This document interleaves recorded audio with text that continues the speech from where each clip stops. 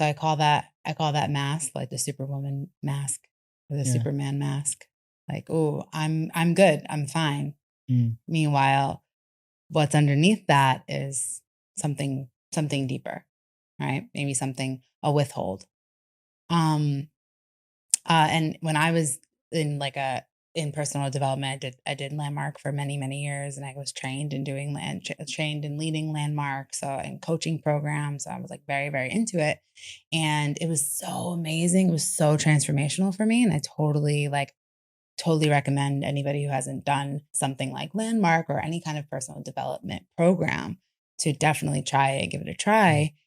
But at that time that that kind of work was also super masculine and Mm. really focused on getting over things. Like I remember like during times when maybe I wasn't feeling Mm.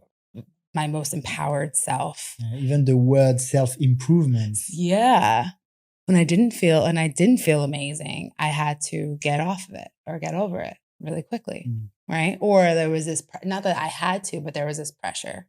Mm. So what I am really into right now and how I've morphed into softening, which is vulnerability, right? And even at that time when I started vulnerable AF, I was still in that masculine go, go, go place and just slowly softening. And now I really serve from my feelings, right? Like I encourage feelings. I encourage, yeah, like not dwelling in the story, but to feel like what's actually there and to find power in that. That's where whatever that pain is, that story is that you have, that's your power.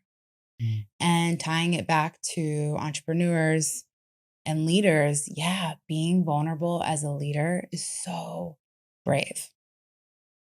And whether you choose to do it or not, that is going to be your catalyst to having people relate to you.